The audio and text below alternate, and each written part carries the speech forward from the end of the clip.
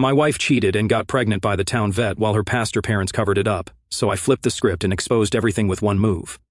I'm 31, male, and was married to Becky, 27, female, for 4 years. I met her back in college, when I was finishing my business degree, and she was a marketing student. I first saw her at a tailgate before the homecoming game. She kept looking over at our group and eventually came over with her friends. She tried the accidental bump move but spilled her drink all over my favorite jersey. I laughed it off and said something cheesy like, "Guess you owe me dinner now." She got red-faced, flustered, kept saying sorry, and ended up taking my number. We started dating, and those early days were pretty good.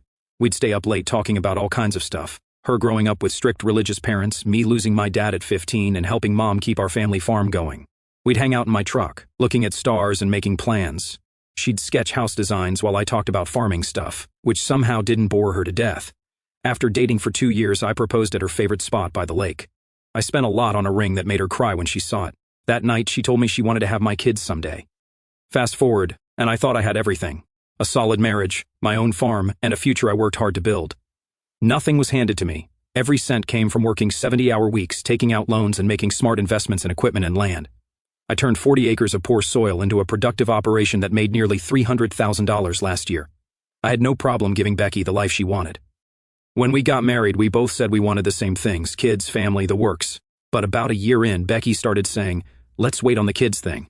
Not what I signed up for, but I wasn't going to force her to become a mom when she wasn't ready, so I put more energy into our life together. She wanted a rustic dream, so I bought us a small farm outside town. But let me tell you, Becky's idea of rustic was expensive. She wanted a fancy thoroughbred horse that cost 6 figures, because regular horses weren't good enough. The thing barely got ridden, just stood in the pasture looking pretty while I paid $2,000 a month for special feed, vet care, and a trainer. Then she needed imported Brahman cows because normal cows didn't match her aesthetic. I swear she once said our Herefords were too basic. And don't get me started on the trucks, a brand new diesel every year because last year's model wasn't cool enough. I paid for all of it though. As long as she was happy, I figured it was worth it. Now here's where things go wrong. One day, Becky's best friend Emily texted me saying we needed to talk. It was urgent, and she asked to come by when Becky wasn't home. I figured she was planning a surprise party for Becky or something. Emily and I were never super close. She's Becky's friend from high school, always struggling with money, the type who's constantly posting about her hustle on social media but never gets ahead. She works as a vet tech during the day and bartends weekends at the Rusty Nail to keep her small one-bedroom apartment.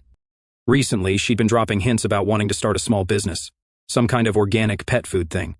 She wouldn't shut up about how regular pet food is basically poison and how her special recipes cured her cat's digestive issues.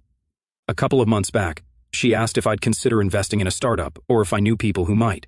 I said maybe, but didn't think much about it. When she showed up at my place, I noticed right away something was off. She texted 5 minutes away to make sure Becky was gone. When she came in, she seemed nervous. "You want coffee?" I asked, trying to be normal. "No, this won't take long," she said. Then she pulled out a folder, dropped it on the kitchen table, and said, "You need to see this." At first, I thought it was her business plan or a loan application she wanted me to co-sign. But when I opened it, it was a documentary of my marriage going down the toilet, screenshots, photos, videos, hotel receipts, the whole 9 yards. Becky was having an affair with Dr. Jason Cooper, the town vet. The same guy charged me $5,000 last year when one of our horses got colic, then sent a Christmas card with a picture of his perfect family. His wife, Katie, teaches Sunday school to the little kids at church and runs the annual charity auction. Jesus Christ was all I could say as I flipped through the pages. There were over 70 pages of evidence in that folder. Emily had organized it by date with sticky notes explaining what each thing was. Scary efficient.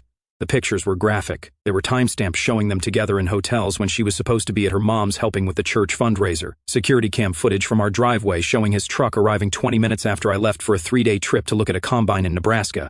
And footage of them coming out together 2 days later, holding hands, kissing by his truck.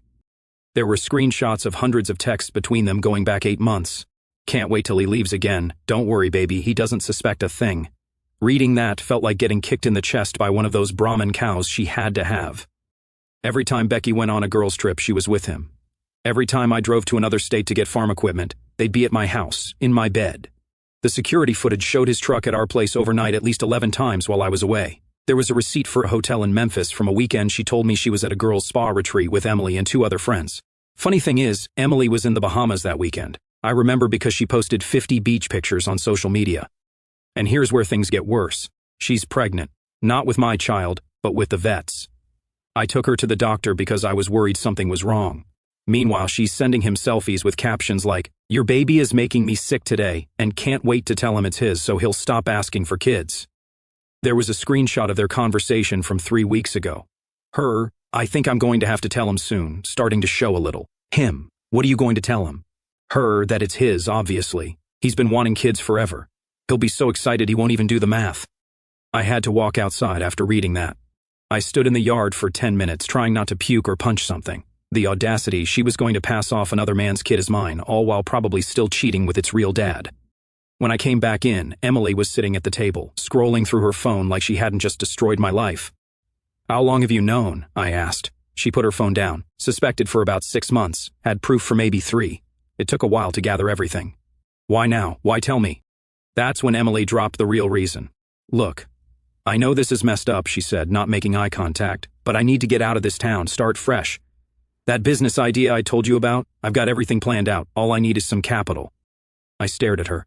"So, you want me to invest in your business? Seriously?" She shook her head. "No, not like that. The problem is that Becky knows I took screenshots of our conversations. She caught me scrolling through her phone at girls' night last month when she was in the bathroom. She was texting him right in front of me and forgot to lock her phone. I took the chance to look through their messages and took pics with my phone. She came back early, saw me, and went ballistic. She threatened me, said if I ever told you or anyone else, she'd make sure I regretted it. Said her dad would make sure I never worked in this county again if I showed anyone." She laughed, but it sounded forced. "Guess I'm screwed either way, so I figured I'd at least do one decent thing before I leave. Plus, she's been talking trash about me to everyone we know, saying I tried to come on to Jason, but he rejected me. People are starting to believe her." I didn't know if I believed her, but the evidence was real. When I asked Emily how she got all this evidence, she said 2 of her friends helped track Becky, and it took months to collect everything. According to Emily, she just wanted to protect herself. "So, what do you want, a loan or an investment?" I asked. "Whatever you want to call it," she said. "50,000. I've got a solid business plan. The organic pet food market is growing like crazy. I just need someone to believe in me." Funny thing is, in that moment, I almost respected her hustle. At least she was upfront about what she wanted, unlike some people. Plus, her bringing me this info, whatever her reasons, was saving me from living a lie longer, from raising another man's kid thinking it was mine, from wasting more years on someone who thought I was an idiot. "Leave your business plan," I told her. "Let me deal with this first, then we'll talk." She nodded, looking relieved. As she left, she turned back. "For what it's worth, I always thought you deserved better than her." I continued scanning the file. They joked about me, actual jokes about how clueless I was, how I worked so hard while they played, how convenient it was that I traveled so much for farm stuff. I pulled up our bank statements and started cross-referencing dates and charges. I found at least $115,000 over the past 8 months that I couldn't account for. Cash withdrawals, random charges at jewelry stores for stuff I'd never seen, a weekend at a cabin rental. But wait, it gets better. I found screenshots of Becky's conversations with her parents. Her folks, straight-laced, Pastor Robert and his perfect wife Susan, knew everything and decided to cover it up to maintain their pure image. Pastor Robert isn't just any pastor. He runs First Baptist, the biggest church in our county, with over 500 members. It's the kind of place where everybody who's anybody goes to be seen on Sundays. He drives a brand new Cadillac Escalade, church-owned for ministry purposes. Susan heads up the women's ministry and about 6 different charity committees. These people have been looking down their noses at everyone in town for over 20 years, acting like God's personal representatives, on earth, always talking about moral standards and family values. They knew their daughter was cheating on me the whole time. There were texts from Becky to her mom. "Mom, I'm freaking out. Emily knows about Jason, me. What if she tells him?" The response, "Don't worry, honey, your father will handle it. Emily's mother needs that recommendation letter for her job at the school board. She won't risk that." Another text from her dad to Becky, "We've spoken with Emily. She understands what's at stake. Just be more careful going forward." These were the same people who had me over for Sunday dinner every week. The same man who called me son. The same woman who asked when we were going to make her a grandmother, all while knowing their daughter was cheating on me and pregnant with another man's child. I scrolled through more messages, and it got worse. There was a conversation about how they'd handle the baby situation. "Pastor Robert, I've been thinking about your situation. I believe the best course is to let him believe the child is his for now. Later, when things settle with Jason's situation, we can look at other options." Jason mentioned relocating his practice, perhaps to the same area. Then, after an appropriate time, you could file for divorce. Consider it penance for your choices. The alternative is significant damage to our family's standing and my position at the church. So there it was, the full plan. Use me as a cover until Jason could leave his wife, let me believe I was going to be a father, let me raise another man's kid for a year or two. Then she'd divorce me, wait an appropriate time, and end up with the real father, all to protect her dad's reputation and job. Every Sunday for 4 years, I sat in those pews, listening to Pastor Robert preach about integrity, honesty, and godly living. I donated money to their building fund, volunteered at their events, respected them as my spiritual leaders and family, and the whole time they were playing me for a fool, not just me, but everyone. By the time I finished going through everything, I put it back in the folder and locked it in my safe. These people thought they were so smart. Well, they were about to learn that farm boys aren't as stupid as they thought. Once I had all the evidence, I didn't mess around. First, I called a divorce lawyer, Marcus, from 3 counties over so nobody in town would find out yet. I spent 48 hours going through my normal routine, acting like nothing was wrong, partly to get my thoughts together, partly to watch Becky going about her daily lies. It was like watching a play. The best part? I played the fool.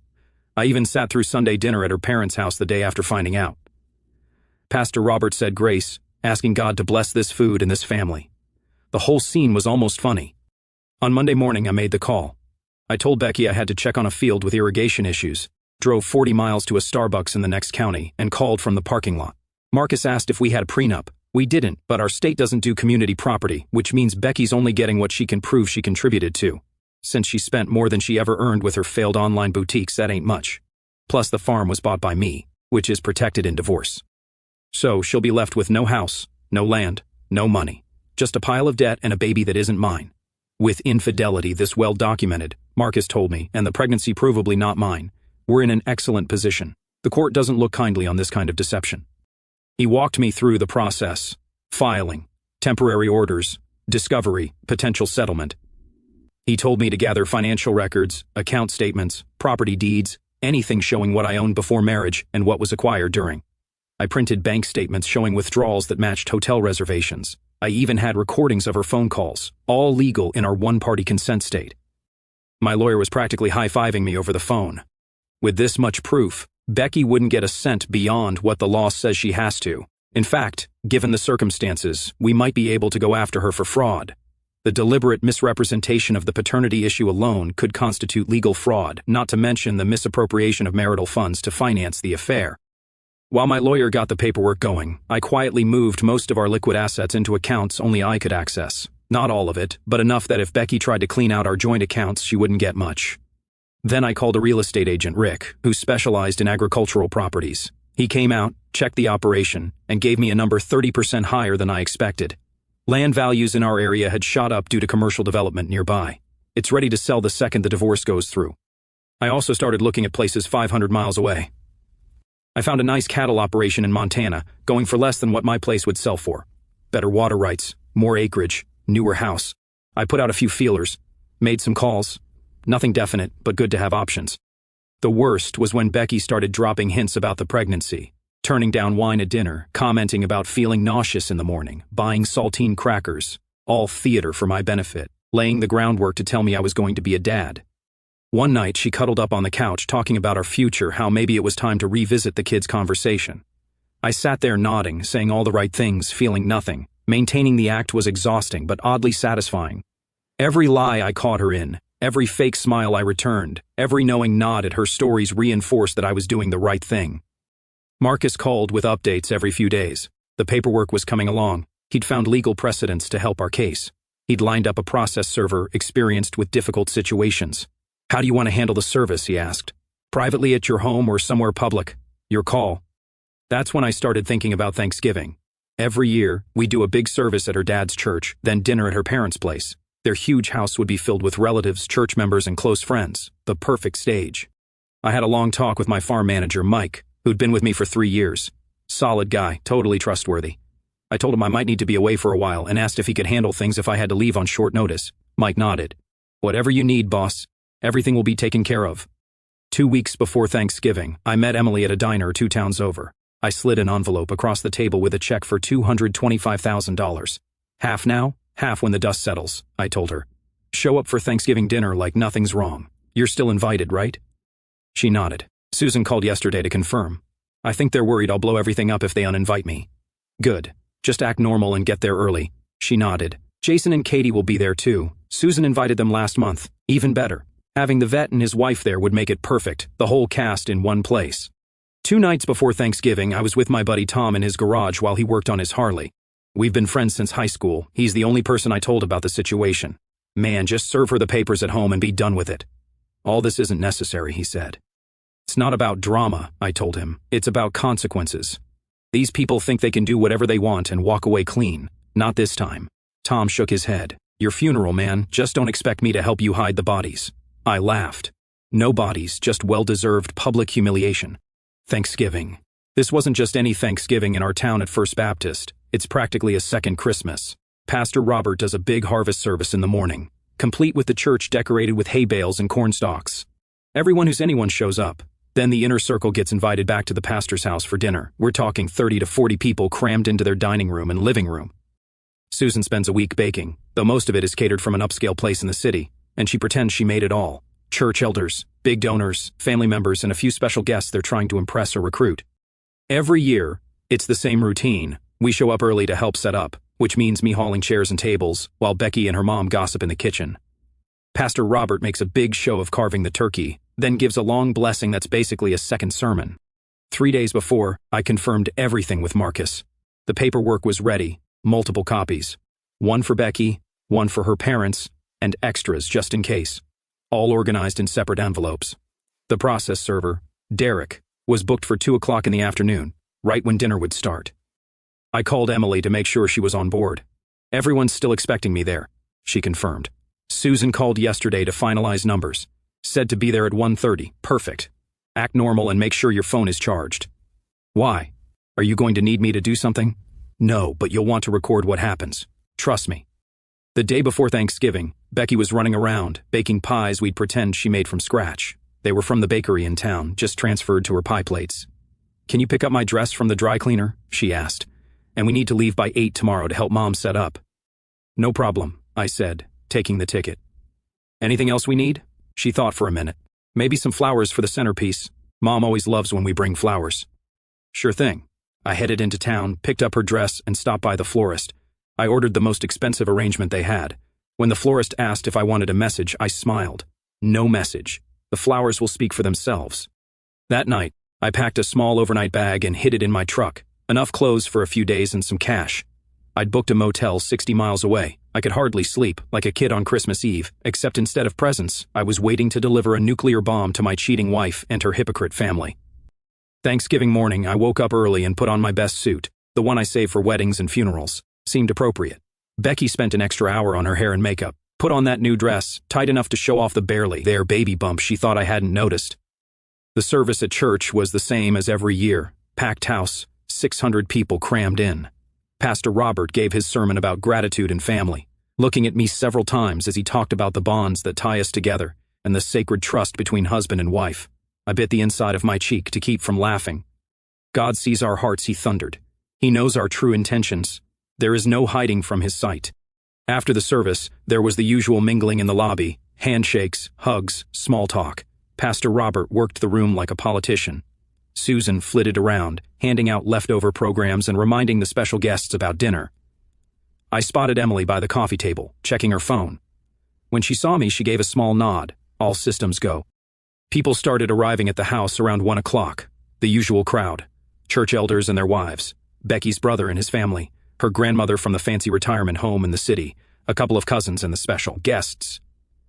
This year, it was a doctor and his wife who had just moved to town and were church shopping, plus a real estate developer thinking of donating land for a new youth center.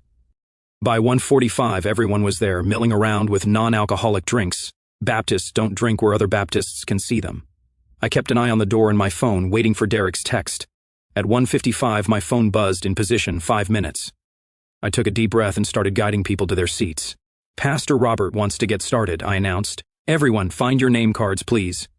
Becky sat next to me, seeming nervous. I realized she was probably planning to announce her pregnancy during dinner. The timing couldn't have been more perfect. Her dad stood at the head of the table. Before we begin this wonderful meal, I'd like to say a few words of thanks. Right on cue, the doorbell rang. Susan started to get up. I'll get it.